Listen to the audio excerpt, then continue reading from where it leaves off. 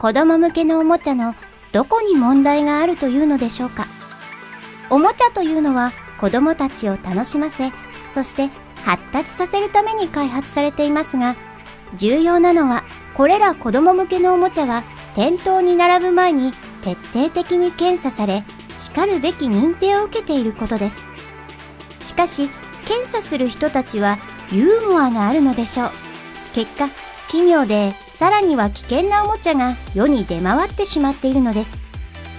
本日は子供向けに作られた衝撃的なおもちゃをご紹介し、生産者たちのあまりにも豊かすぎる想像力を確かめてみましょう。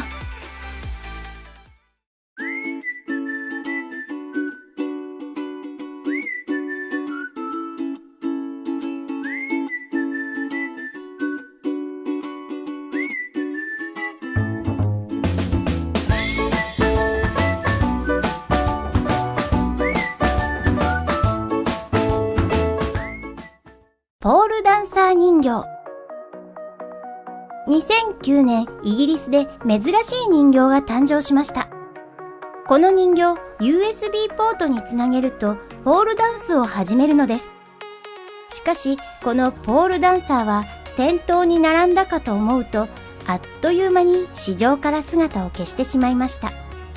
子供向けではなかったにもかかわらず、おもちゃ屋さんは誤って店頭に置いてしまったのかもしれません。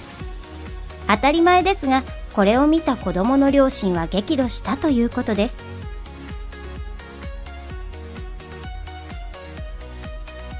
ニンバス2000。このおもちゃのほうき、ニンバス2000は、ハリーポッターファンには最高のグッズだと思われたのですが、このニンバス2000、本物をモチーフに作っただけですから、変なところも、それこそ間違ったところもないはずです。しかし、このほうきは振動するため、多くの親は子供が一回遊んだだけで電池を抜いたそうです。そして、Amazon でこのニンバス2000を購入した一人の男性は、大人のおもちゃとして彼女に使ったということです。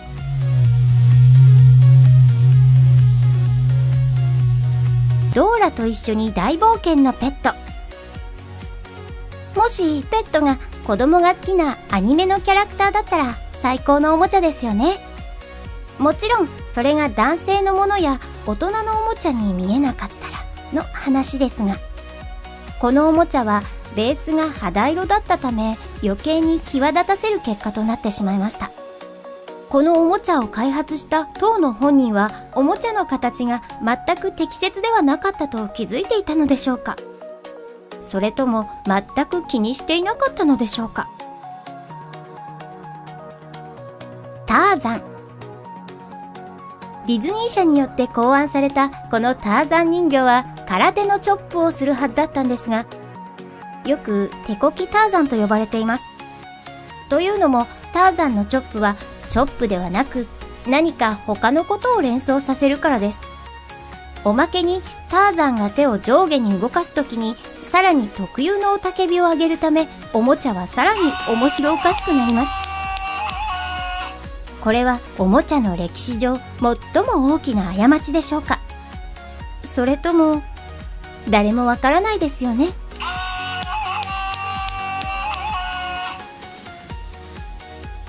ジャーツ、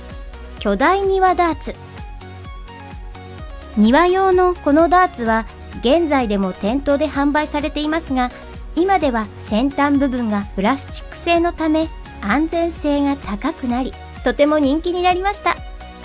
以前のバージョンは先端が金属で重量があったため、皆さんお分かりの通りとても危険で最悪死に至ることもありました。金属製のジャーツはどのおもちゃ屋さんでもよく見かけられましたが、それは1988年まででした。というのも、あるアメリカ人の家庭で娘が投げたジャーツがお父さんに当たってしまい頭蓋骨に刺さってしまったからです。それ以来金属製の巨大庭ダーツは禁止になっています。しかしながら武器一覧リストには載っていないので、現在でも特別なライセンスがなくても使うことができます。キャベツ畑人形。1980年代当時、持っていない女の子はいないぐらいブームになりました。マテル社により様々なシリーズが展開されましたが、その中には食べるモノマネをするスナックタイムキャベツ畑人形がありました。この人形はプラスチックでできた食べ物と一緒に販売され、人形に食べさせることができました。しかし、人形の電源を切らないと、プラスチックの食べ物ではなく、子供の指と髪の毛を食べてしまう可能性がありました。そして発売と同時に手足が人形に挟まってしまった子供の事例が報告されました。しかしながらメーカーはこのシリーズの生産をやめず、人形が気に入らなかった消費者に対してはお金を返金し、そして人形が入っていた箱には口に入るものすべて食べてしまう可能性があることを警告シールにして貼りました。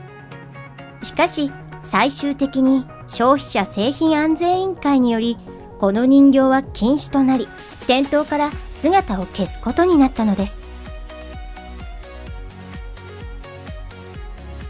ギロチン。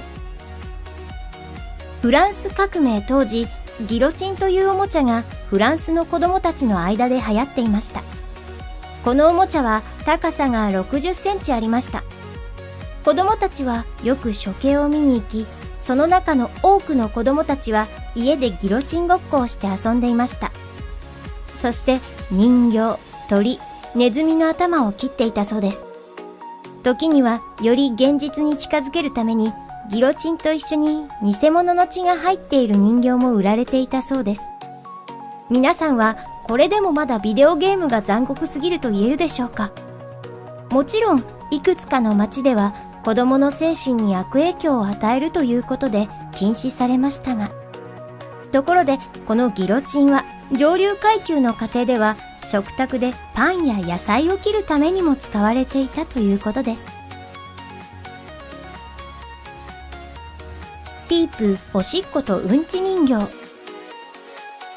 子供が早く成長するのを歓迎しない親はいません。そのため親は子供が周りの世界に興味を持つように努めます。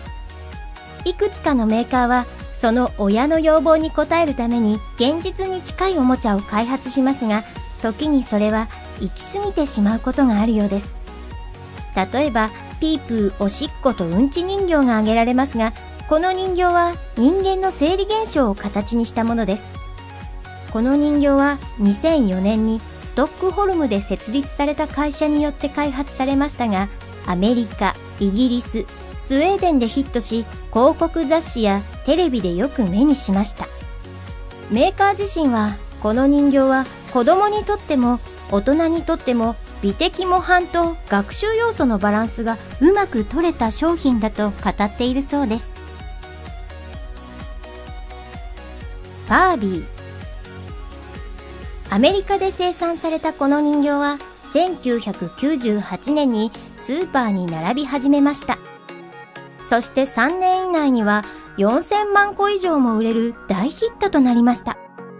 バービーは小さなロボットで目が大きくて明るく、外見が非常に特徴的ですが、これは今回のテーマでは重要ではありません。この人形はバービー語という特別に作られた言語を話すために設計されていて、さらに周りが話す言葉を記録、再生することもできました。